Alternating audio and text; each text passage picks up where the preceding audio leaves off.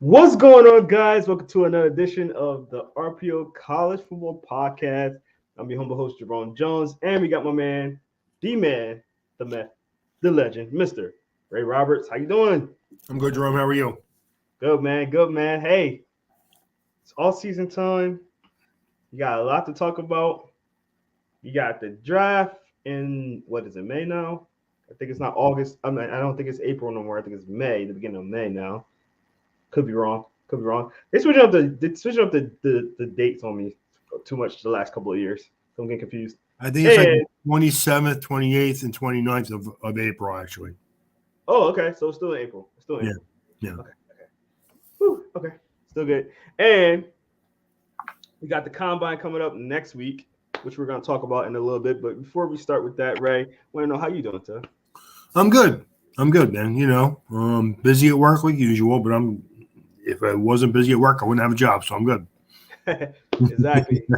Same here, man. Same here. Um, we're definitely gonna jump right into this because I want to talk about some of this combine stuff because it kind. I'm not gonna lie, it kind of snuck up on me. Obviously, the last thing we've been to. Well, I'm sorry, you wasn't able to go, but the Senior Bowl, and I feel like it was just literally like last week. It felt like it was here, and it just came and went, and then the Super Bowl was here, and that just came and went. Um, still a little heartbreaking, but I'm getting over it. I'm getting over it a little bit, guys. As you can see from my arm right here. But you know, still football left to be gone. We got some great stuff to talk about. It's a very exciting offseason for my Eagles because not only that we got two first round picks, we got to sign a whole bunch of guys, and we got to find our offensive and defensive coordinator. So it's going to be a very busy offseason, at least for me. Um, but let's get right into the combine week and let's talk about some guys that intrigue us. Right, I'm gonna let you start. Give me maybe a couple of guys that intrigue you during this process. One is Dorian Thompson Robinson, the quarterback from UCLA. Yeah, Athletic kid. I like to see what kind of athlete he really is. Um, Zach Evans, running back from Mississippi, another kid who was really productive, but this year shared the ball a little bit more. So we'll see what he's doing and can do at the combine. I mean, like, because we say all the time, everything is going to change from month to month until after the combine. So we'll yeah, see. Guys will move up, move down based on their athleticism. I don't always agree with it, but it is what it is now at this point. So I mean, again, I think we've had this discussion. If I have two guys and I have the same level of grade on them, I go with the guys a little bit longer, maybe a little bit faster. I mean, of course, you know what I mean. So I guess I let it affect some of my decisions. So. definitely. To kind of counteract on what you're saying with Dorian Thompson Robinson, I'm gonna go Malik Cunningham. I want to really see how he runs during the combine as well. He's a guy that got some athletic ability on him. Not the greatest passer, so I think that part's gonna really factor into to him a lot. Another guy I'm very much looking into Jabir Gibbs. I want to see how fast he runs. I don't think he's gonna be a super blazer, but I want to see how fast he runs. The same with Kenny McIntosh. I want to see how fast these guys run because they're probably some of the best pass catchers out of the backfield. My guy Deuce Vaughn, really like him. I don't think he's gonna run fast, but I just want to see how he's gonna do in all the drills and stuff like that because he's one of my sleepers. A guy like Ronnie Bell, who's I think if he runs a good speed, he can really elevate himself. The Senior Bowl still had some drop issues. Talked about that before. Xavier Hutchinson, man, what 6'4" wide receiver. Mm-hmm. I heard he runs pretty fast. I mean, he didn't really display that at the Senior Bowl, so I really want to see what he does. Um, Jakeem Jarrett, a guy, I think it was a 4-star or 5-star guy. Could have went anywhere, went to Maryland. Want to see really how he kind of responds down there as well. There's a ton of guys. I mean, we could talk about all day. I know Luke Musgrave, a guy who was buzzed to have a four. It was at the Senior Bowl and saying he might run a 4.4. I don't know how I feel about that. I got to talk to him in person at the Senior Bowl. He said, I don't know. I haven't said anything about that. I never even heard of that. I don't know where that's coming from, but he's definitely excited to go down there. So I am excited to see if he actually runs fast. I mean, I don't think he's gonna do a 4.4, but at least see how fast he runs when he's down there. At that size, though, he does a 4.45, 4.5. He's fine. You know? Exactly. Oh no, he's more than fine. He's doing a four, Yeah. even a 4.5. Yeah. More than I fine. mean, tight end, you know. Exactly. Some of these D linemen, I would like to see how they do down there. Um, Keon White, he's a guy that I'm really intrigued to see how he does. A guy from Georgia Tech. Really want to see his numbers. Who else? Just want to Lance Boykin, a guy that we got to interview. Want to see how he does down there in general. Um, Caillou Blue Kelly. I want to see how he does too. He's got to flash a lot at the Senior Bowl. So if he can consistently do this, his name's gonna be raised up a little bit more down there as well. So I just want to point out a couple of guys. I know I'm like missing a ton of guys, and there's a lot of guys that's gonna be down there. I mean, oh, man. If we if we wanted to go over like a third of this list, we could be here all night just doing that. we could could probably make 5 podcasts just It's talking just about craziness. I mean, the girth of the draft class is ridiculous, man. yeah. 319 people gonna be at the combine this year. So Like, it's a hefty hefty class. So I'm crazy. definitely excited to see it, man, and see how it turns out there. We're gonna have some coverage next week, next Wednesday about it as well. We're still gonna be doing our top 5 list, stuff like that. But just wanted to kind of throw it in there. Just give everybody a chance to remember that it is Combine Week coming up, and I'm always excited about it. I know the 40 time is the biggest thing down there. Um, my favorite day is DB day. I mean, last day of the week, get to watch them do their back coming in and out of breaks. I kind of feel like DBs benefit the most, and you can see the most out of DBs when you're down there because they do have to do a lot of backpedaling, change directions, catching the ball, stuff like that. See how good they are at catching the ball.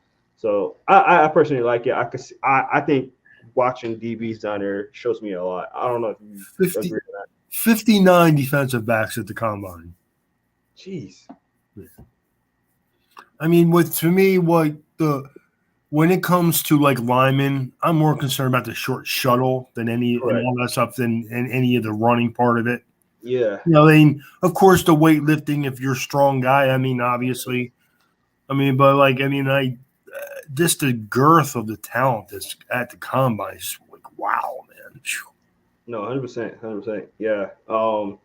So yeah, and I think you could get a lot from watching the QBs a lot too. I know a lot of the top guys usually opt out, which we'll see how this goes. It looks like all the top guys are there, if I'm not mistaken. Yeah. I'm looking. I don't see anybody that I can think right off the top of my head that isn't there. To be honest with you, exactly. It's a little like it's literally every quarterback's in the draft right now. It's in there, so yeah, it's crazy. I mean, it's good for competition. I mean, I don't. I think that there will be some guys that probably won't do certain things. You know what I mean? Because that's what the combine's turned into now.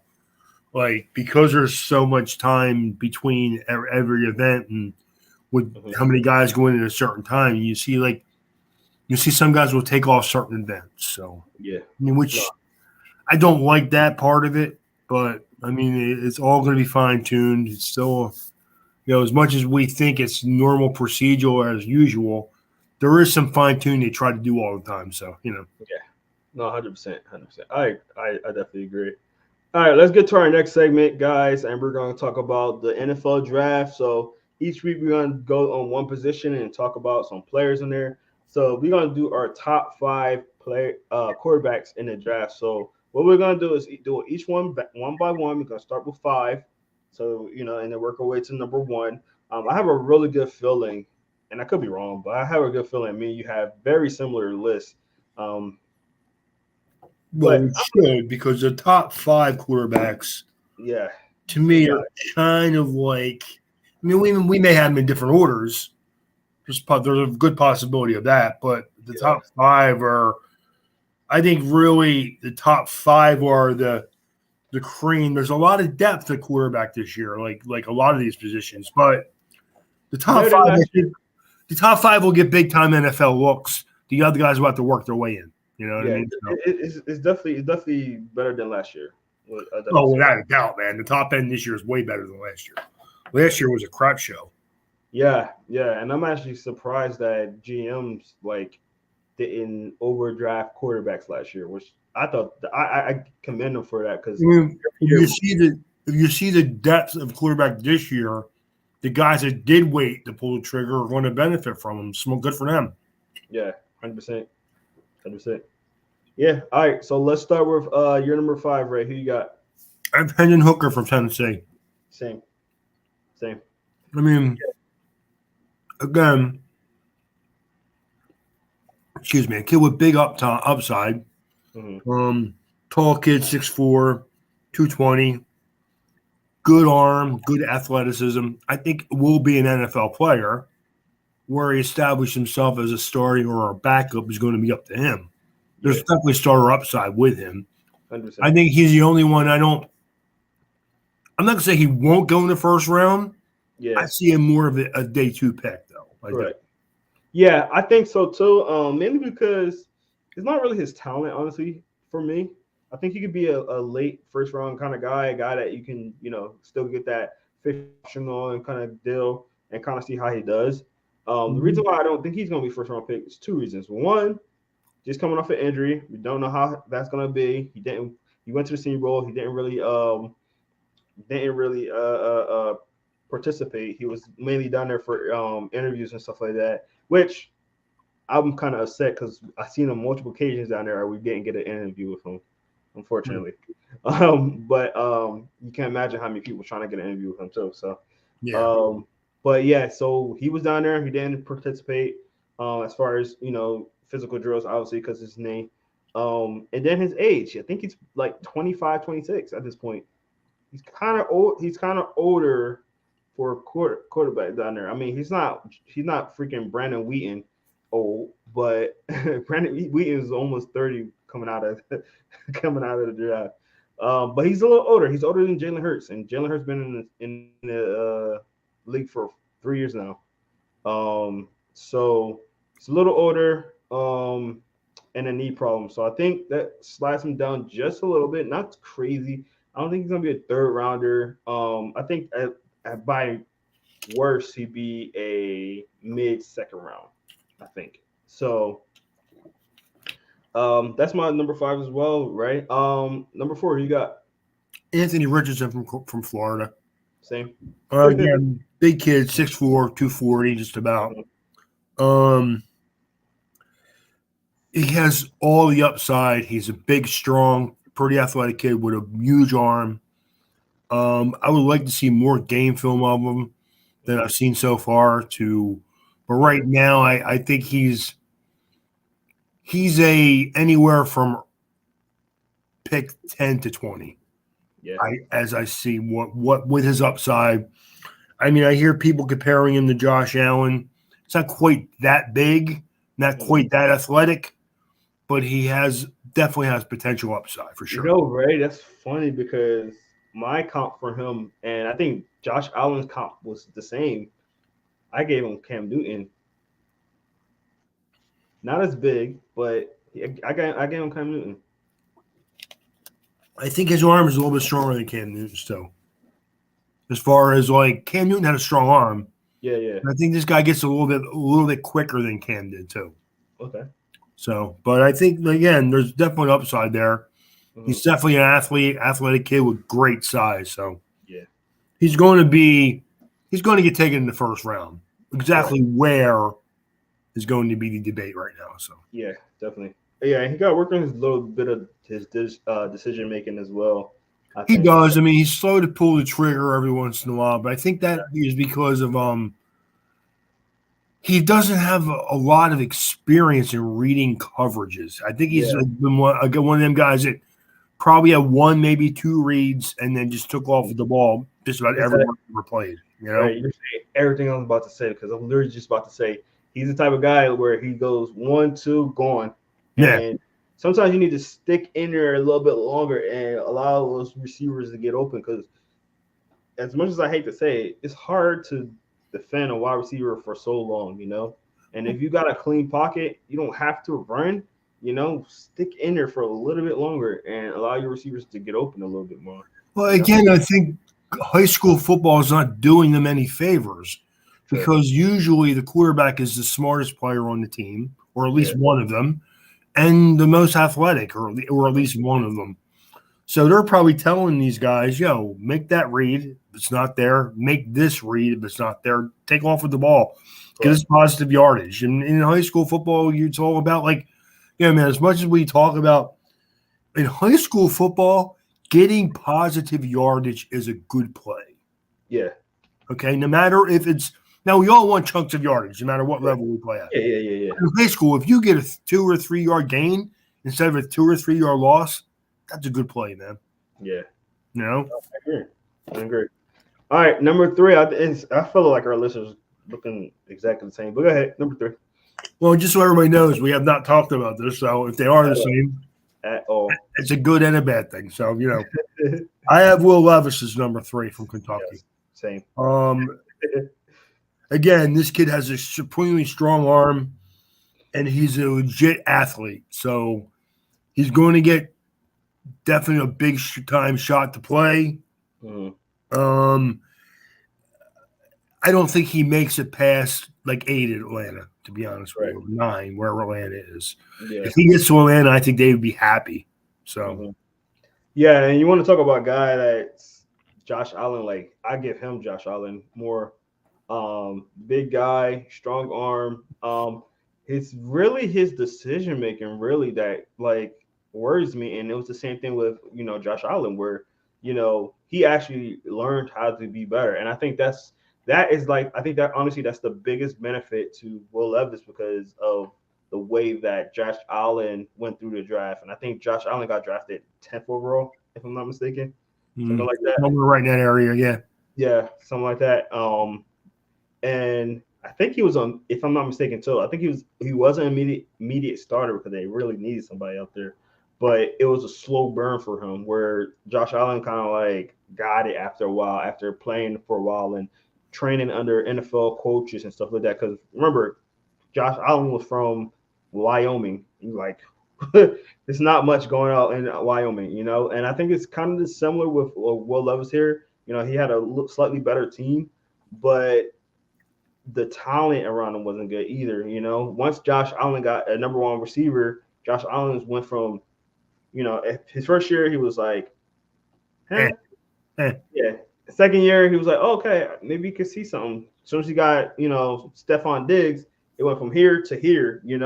And I think similar could be for Will Levis because you can't do everything by yourself. And I think he's trying to play a lot of hero ball when he's playing at Kentucky and that really hurt him a lot. He could have been a first quarterback off the boards, and it was talked about for a while that he could have been, but I just think like the talent around him kind of deteriorated. He lost a lot of offensive linemen, a lot of running backs, wide receivers, things like that over the last few years. And didn't have his best year last year, but also I just think that he shows a lot also where you can be a coach like, all right, he kind of regressed a little bit, but considering the fact and looking at his past tape and his arm talent and he is a pretty mobile guy. Let's try it. So I think that's the biggest thing with Will Levis is like who's willing to try and who's willing to be that guy. Now you got a big coach in Carolina. That's a quarterback type of coach. There you go. Then you got Shane Steichen and with the Colts. You know, so I think that Carolina may go the route of free agency, though. I think I hear a lot of buzz about Derek Carr maybe going there. So really, yeah, that's interesting. I think Derek Carr will wind up either with Carolina or the Jets, one or the other. You know, I think it's funny because they've been going the free agency route lately, and it's been those first round, second round kind of quarterbacks that's not been the greatest. So that's why it kind of surprised me that you would say that. Just I would just think that they were going to get I a know good that. quarterback. I just know Derek Carr is doing an interview with them either tomorrow or Friday. Oh wow, interesting. I know that. So I mean, I just think that I'll be honest with you. If I was a quarterback, I'd want to play for Carolina. I think they have talent. I They think do.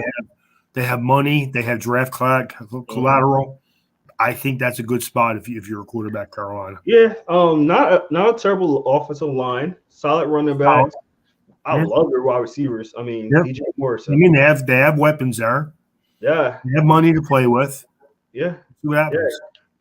Young defense that look like they can be up and rising. I've been saying for a while that their defense is really good. It just their offense don't make them look that good, Mhm. obviously. But could they be on the field so much? Um, but yeah, I agree with you, Ray.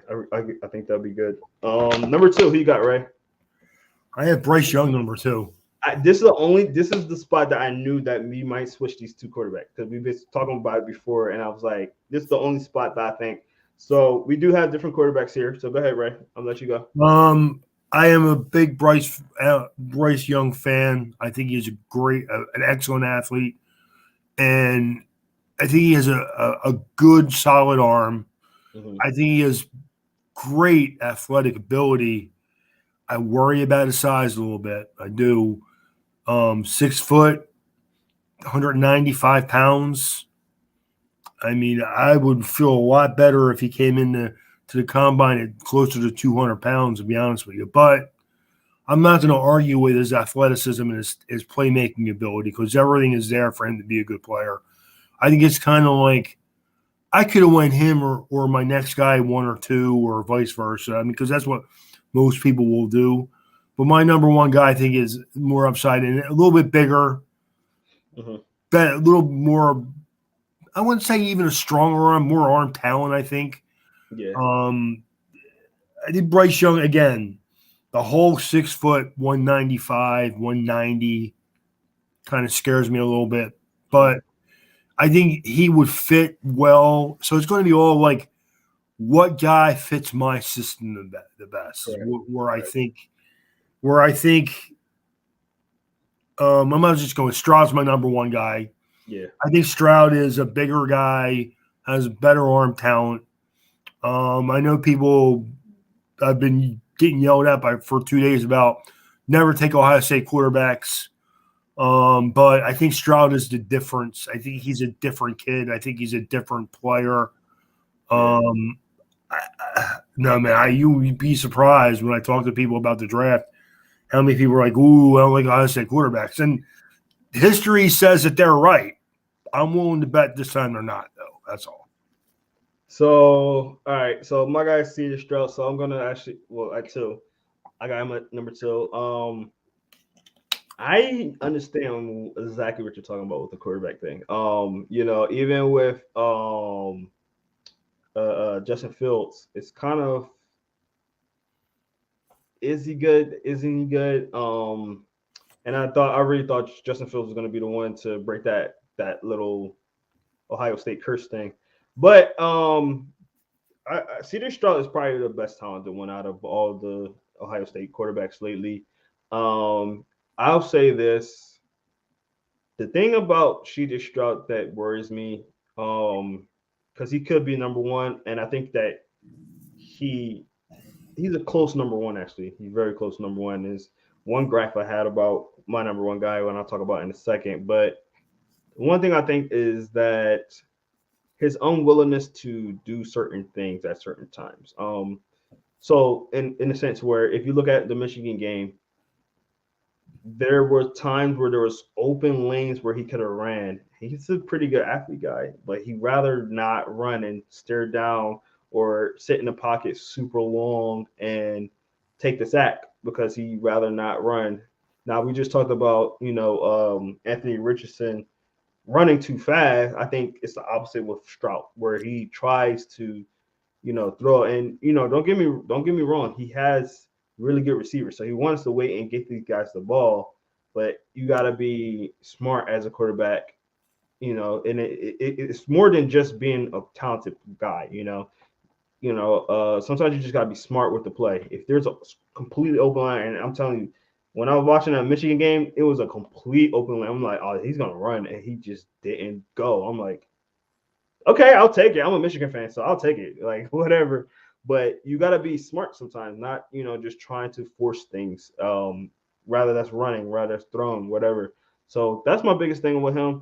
I know another thing a lot of people's gonna say is, oh, he had all good, great receivers, and they built him out on a lot of stuff. And yeah, and no at the same time, because like you gotta remember, like he's playing with a whole bunch of NFL receivers. He's gonna be doing the same thing in the NFL. So it's like he's gonna have good receivers either way. He's gonna have a better offensive line and things like that. So yeah, he could have benefited from having a lot of really good receivers, but at the same time, if you look at where he places the ball and his touch on the ball and things like that, he's a really good receiver. I just worried a little bit about his decision making. All right, Ray, I'm gonna let you get to CJ Stroud now with your number one guy now. Okay, well, I mean, honestly, I think you're right what you say about his resilience or hesitancy to run. I wouldn't say it scares me; it bothers me at times. Uh-huh. But I think that part of this game will help him in the NFL, as opposed to being in college, where it kind of hurt him a little bit. I think that I don't. It's funny. I keep hearing this thing about Chicago moving on from their quarterback. Why? Yeah. Why? Just keep him. Dude, he played well last year. Did he win a lot of games? No. Did he make a lot of great plays throwing the ball? No. He doesn't have number one wide receiver. Yeah. But he made plays and he was exciting to watch. But man, you want to start over again, Bears? Go for it, man. Don't take the best defensive player on the board. Get another quarterback. That's always a good move. But no, I'm a Stroud fan because I like the fact that he'll sit there and yes, I don't want him holding the ball for 3, 4, 5 seconds. I don't. Correct. But that is something you can coach out of him. Where I think Ryan Day, as much as he is a good college football coach, he's the one that needs to be telling CJ Stroud, yo, man, if that lane is there, I don't want you to get hit, but I want you to get that 3 or 4 or 5 yards and get down. So again, we talk about how sometimes Michigan coaches didn't use the players to their full potential. I think Ohio State's the same way. I think they're pounding into his head. You have good receivers, get them the ball. So he kind of like just sits there, waits for it to happen. It doesn't happen. If you notice, there was a game, the last game though, he did run the ball a little more than he had previously. Yeah. So I think there is some of that there. But I'm never gonna knock a quarterback for wanting to sit in the pocket and make plays downfield. I just can't do that. So yeah, but if if it's gonna be something to help your team win, you gotta make the smart decision. So I mean that's what honestly, Jerome, like that's the reason why Jalen Hurts has made me a believer this year. I'm not gonna lie about it. He's made me a believer. But I'd rather he didn't run the ball as much as he does. Yeah, a lot of that is designed though. A lot of that design. This is different between a design run where your coach is, but here's the thing though. When then don't just run out of necessity. Only run when it's a design play to protect yourself. Yeah. If you remember when he got hurt, he kind of ran to his left on a broken play. Yeah, and guy got him. Like that's my, man. I don't like the cold quarterback of Baltimore. I think he's more of an athlete than a quarterback. And I think the reason why Baltimore's hesitant because they think if this kid doesn't learn how to develop into a pocket passer, he's going to want to get hurt. He's not going to play anymore. And you know what, Ray? It's the same thing I'm about to talk about with my number one guy. He's my number one guy, but I do fear the side because and I'm going to say now my number one guy is Bryce Young, but like Bryce Young, Lamar Jackson, as fast as he is, and I know a lot of people's like, oh, he's so fast, nobody's gonna be able to catch him, dude. Like somebody's gonna catch him eventually. And he's a thin guy. He's not big, and that's what I fear about Bryce Young. Now, the thing about Bryce Young is that he's more of a pop. He's more of a throwing Yes. quarterback than a running Yes. quarterback. So He's more, that benefits him. as much as he's an athletic quarterback, his pocket presence is more defined than Lamar Exactly. Jackson at this point, Exactly. for sure. Exactly. So having a small quarterback, he's only 6 foot, and I know the whole you have to be over 6 foot quarterback thing is kind of a myth now, and it's out of the window. But he's short and he is thin, so there's issues I have with that. Not to mention you look like a baby, but you look like a child still. But that don't have nothing to do with it. But you know, he can, and that's why I say it's very close with my 1 and 2 because I think Bryce Young's a more talented quarterback overall.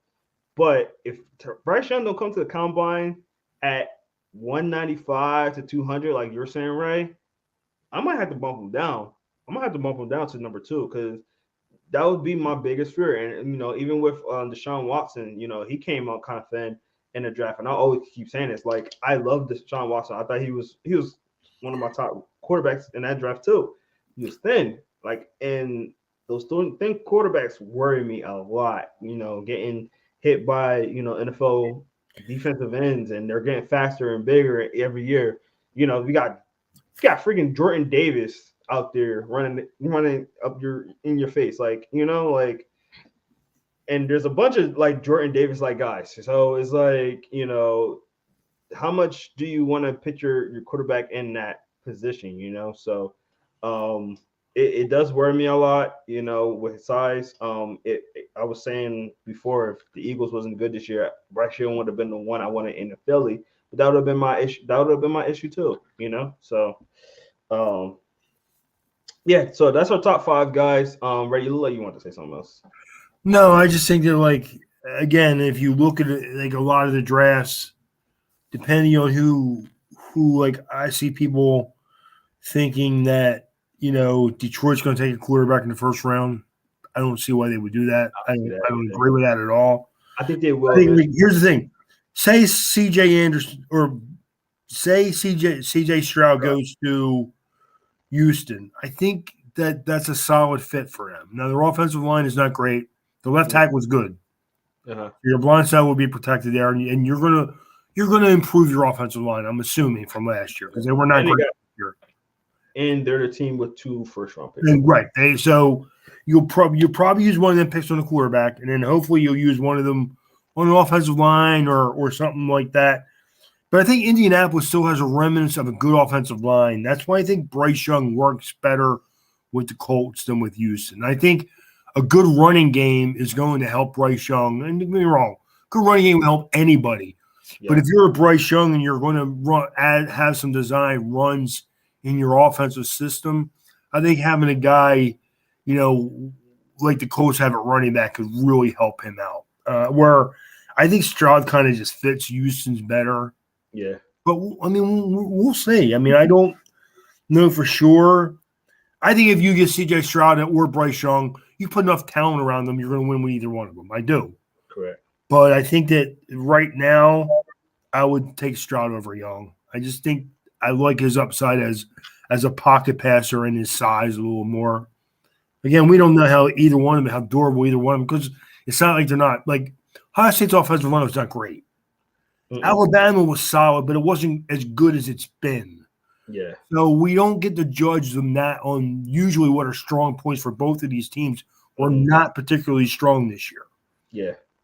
So we got to see both of them make a lot of plays, and they're both very talented kids. So, 100%. You take who you want. I mean, any of these, I think C.J. Stroud and Bryce Young are way better than the next 2 guys. I do. Oh, yeah. Even though I know people are buzzing about Levis and Richardson, I think that Stroud and Young are better than both of those guys, and I think it's pretty substantial how much better they are, to be honest with you.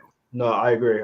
There's a reason why, I have them so close too. And the fact that I'm basing my judgment on my quarterbacks on one guy's size, and I can switch them, that tells you that they're the best guys, and they're really close in time, and you could use either one of them to be good. But let's get to our next topic, which will be sleeper quarterbacks in the draft. So, Ray, give me a sleeper guy. You can give me a few if you want, but give me a sleeper guy that you think. Well, I have two. I mean, I can give you like a handful, but I'll give you two. Okay. I like Tanner McKee from Stanford. I Mhm. like his size. He's 6'6", 225, 230-pound kid with a nice strong arm. Now, he's not the most athletic kid, but I think he's a good functional athlete that, again, with his size, can move around the pocket and make plays downfield. And I talked about Dorian Thompson-Robinson from UCLA. He's a kid I like who can move around and has a above average arm. I think he's a system player, but I like his athleticism, and I like what UCLA does with him on offense. So that's my two guys. Definitely. Yeah, for my sleeper, I got Jake Hayner. From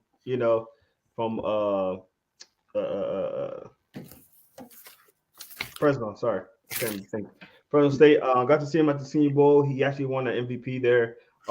Pretty good guy. I think he's gonna be a solid guy that you can. A lot of people. I was getting tired of hearing this the whole time.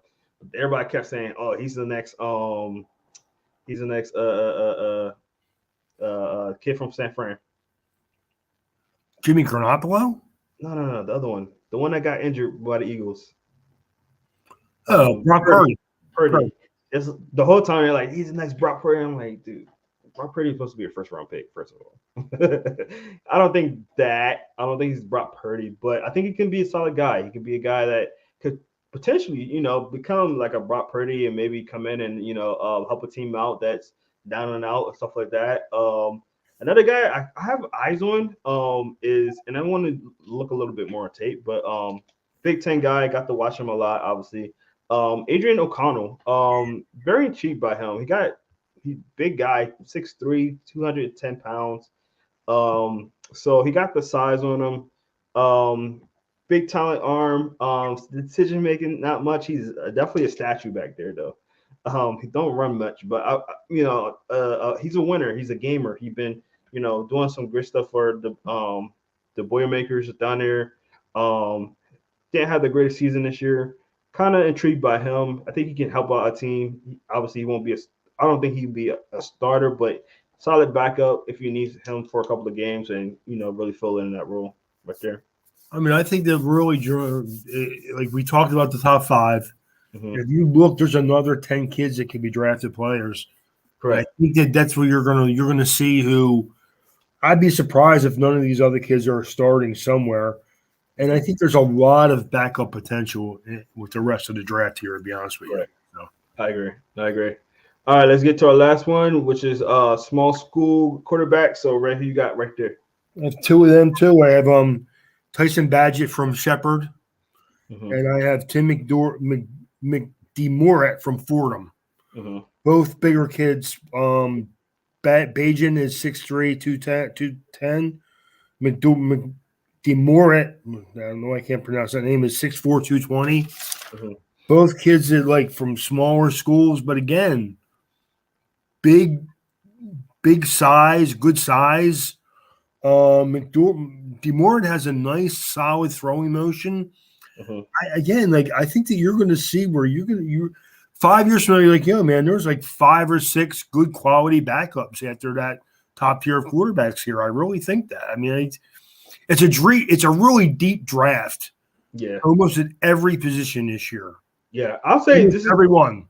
Yeah. And I think we said it before. This is a very top heavy draft where your talent is going to be your starters straight talent is going to be really, really, really deep in the first 2 rounds. And then after that, it's a lot of depth guys that can potentially maybe be starters.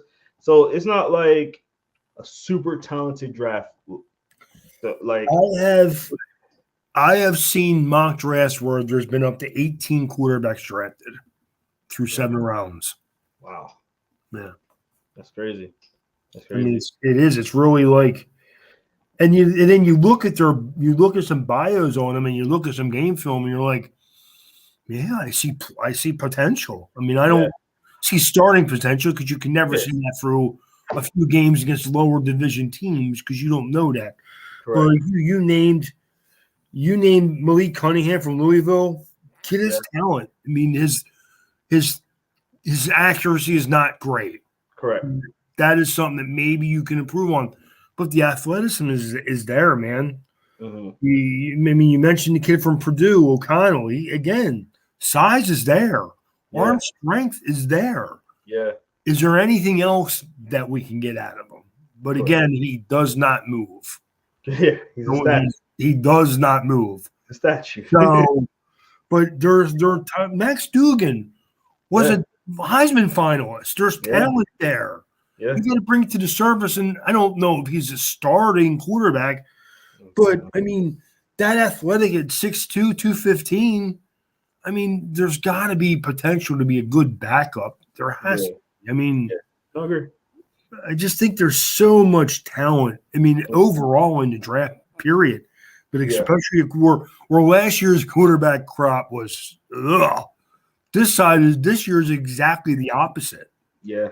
Yeah. No, I agree. I love Jerome. I mean, I love the football season, but the draft is like Christmas time for me, man. It really is. I agree. I look so forward to this. I really do. It's crazy. Yeah. No, I agree. I love it.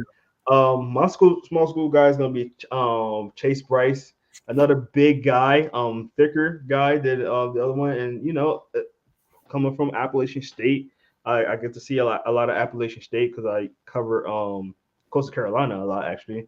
So talented kid. He's a winner. He gets the ball pretty nicely. I don't think he got the greatest arm, but you're looking for somebody that can, run that West Coast offense kind of guy. I think he can be that guy. So, what do you think about him, Ray?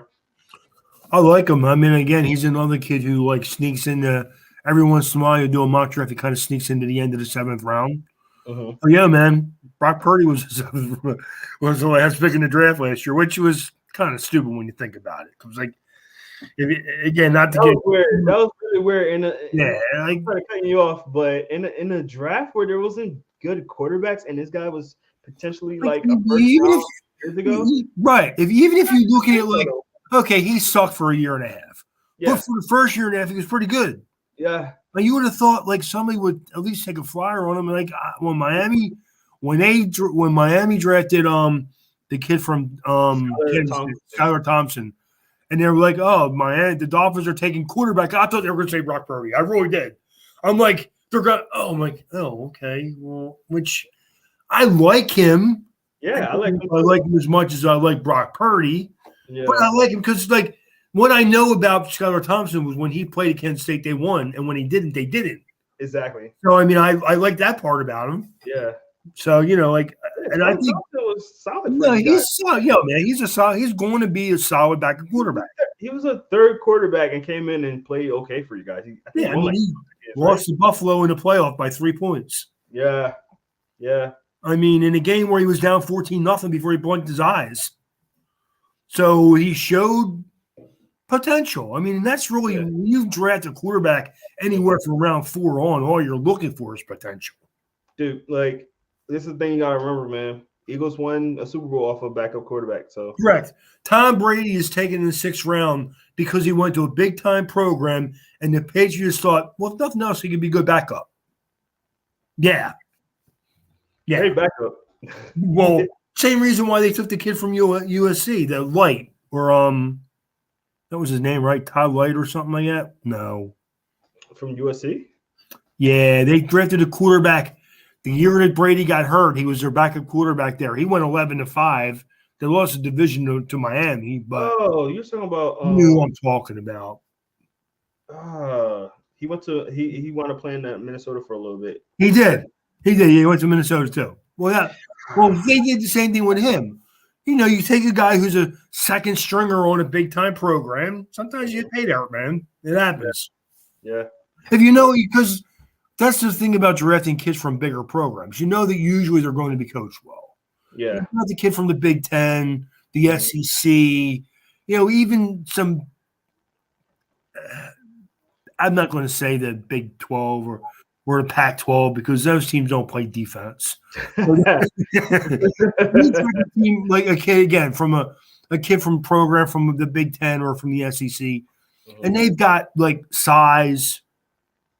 Take a shot. Why not? I mean, like honestly, if I have a flyer on a player and he plays at Alabama, Ohio State, Nebraska, Wisconsin, Florida's right now, I'm like, you know what? No, man, kid has potential. I know he's probably been coached fairly well the last couple of years. I'll take a shot. Exactly. No, I agree. Yeah, man. Sometimes you take that guy in the 5th, 6th, 7th round. John Runyon's a 5th round pick because he only played right tackle, but he played in a huge program. Played in Michigan. I mean, you take that guy and you hit pay dirt. I mean, it happens, man. 100%. Go Birds, go Blue. Joe Montana gets drafted out of Notre Dame in the 3rd round because like we see something there. Maybe he has some talent. Yeah, man, you get lucky. Terrell Davis goes to Georgia, gets drafted in the 5th round. 2,000-yard rusher. Yeah.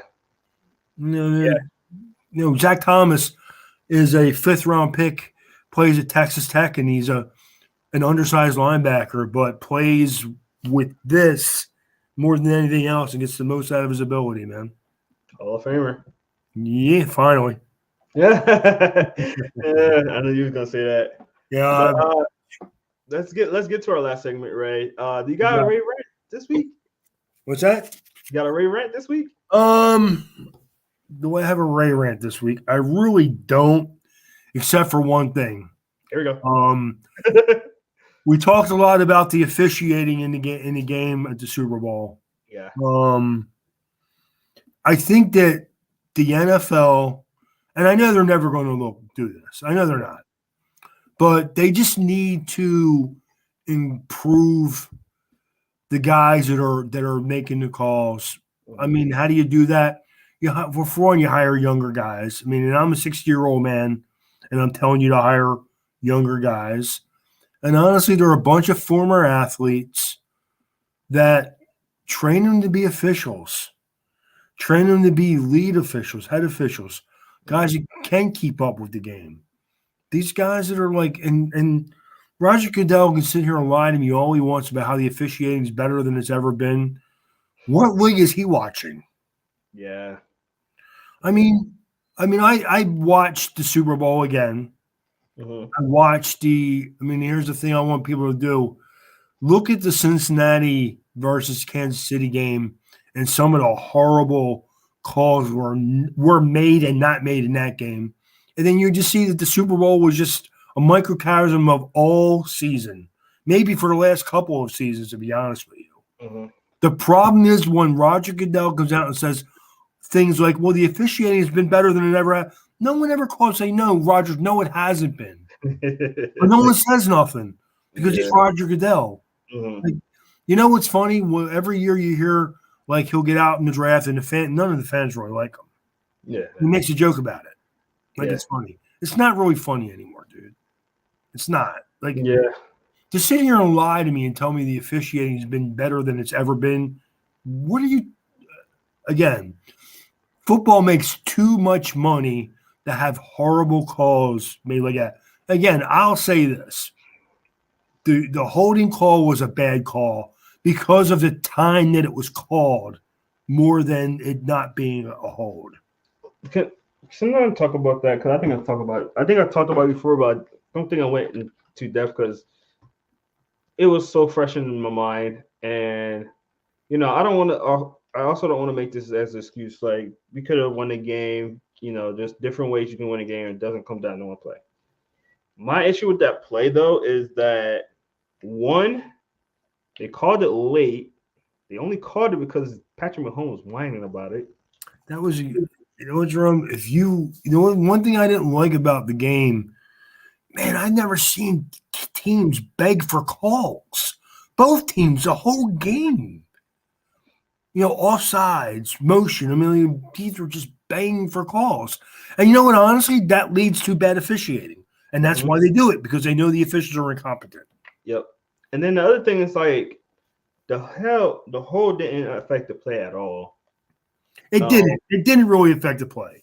No. It didn't really. That's what bothered. And this is why it was like at least 3 seconds after the play was there, like 2 or 3 seconds. Like that's plenty of time. Like if you're gonna call it at the moment, And and my third reason was that it was behind the line of scrimmage. I get that it was a hold, but like it was behind the line of scrimmage. Like if you did it beyond the line of scrimmage, and I know hold and pass interference or whatever the other terminology is, it's you can deflect the wide receiver within 5 yards. It was behind the line of scrimmage. Unless he was coming out for a screenplay, I mean, it was behind the line of scrimmage. Like, why call that? I mean, to me, the only way you really should make that call is if the guy falls. Exactly. No, I agree with that. I thought even when I watched it, I was like, oh, that's a really ticky-tacky call for this time in the game. Right now, it's a bad call because you're ending the game basically. No, you're leaving the Eagles 8, 9 seconds, whatever it was, 10 seconds left on the clock, but you're basically ending the game, which is why you can't make that call. They only had, I think it was less than 8 seconds. 5 seconds, right? Yeah. Something like that. Whatever it was. Like when you made that call at that time in the game, you made a call that you almost pretty much decided the outcome of the game. And that's, as an official, you can't do that. I mean, people will say the best officials, the best umpires, the best referees, whatever you want to call them or whatever they are in that game, you don't want to be noticed. When you're noticed, means you're not doing your job. Correct. It's like me. I'm a service manager. I do a lot of different types of things. The only things I really hear about are the ones I do wrong. And the craziest part about that play is that like that was called, and I know this was a few years ago, but like that blatant like hit on the Saints or against the Saints. Remember the Saints and Rams game? Yeah, the Rams game where the Rams guy interfered. Yeah, but that's what I mean. Like Jerome, like you should have Roger Goodell and whoever the officials' bosses should have went into and even that game with the Eagles should have went in and talked to if you remember, there was a playoff game, I think, where I don't remember who it was. Somebody had literally had the guy's face mask, and the official was like 10 yards, like looking at it and never made the call. Like those egregious. That was the Eagles game. That was the Eagles game against those egregious calls should be like, yo, man, come here. What are you seeing when you look there? Well, that's why you're fined $10,000-$20,000. It better never happen again, or you'll be pooping gas at the Texaco station next month. Okay. Yeah, that was the Eagles game against the Redskins when they pulled Dallas Goedert's helmet. Right. I mean, that's what I mean. Like but no one does that, Jerome. Yeah, they don't do that. They act like they do, but they don't do that. They don't do that. If they do, these guys that are making these bad calls wouldn't be in the league anymore. Correct. So just don't lie to me, man. Well, you're better off telling me, you know what? We know there's just been some questionable calls this year. We're trying to work it out and get the best guys on the field as possible. Don't tell me that the fishing has been great. I would have took that. Yeah, I would have took that. So. I would have even took him. I would have even bet. I'd rather even said they're doing their best out there. Correct. It's a tough job, but they're doing the best job they can do. Not that I'd rather you say that. I wouldn't like it, but I'd rather you say that than say, "Oh yeah, just like the best." You know what that reminded me of, Jerome? Whenever a coach's job is in jeopardy, they always talk about how hard the players are still playing, even though we don't see it on the field. But they always do that because they know the only thing that reflects on them is if the players stop playing. The players played really hard. Yeah, exactly. 30 to 31. Yeah. 30 to 3. Yeah. We lost 41-7, but they played their rear ends off. Play really hard. Play really, really hard. Because I'm so proud of these guys. They played their tails off. Yeah, they played their tails off. But that's why, though, because they think the only thing that reflects on them, when you hear it, well, the team's giving up on the coach. That's when it's out. You're out. When you hear that, you're out. Okay, that's all there is to it. So, yeah. No, I agree. Well, that's gonna do it today, guys. Make sure you go check us out on Instagram, Facebook, and Twitter. Hit that QR code right in the ram and put that right over there. Yes, sir. I almost got it perfect that time. Hey, you did good, man. And make sure you go to our YouTube channel. This is where we're live right now. We also are live on Instagram and Facebook. But YouTube is where we try to have all that great stuff on there.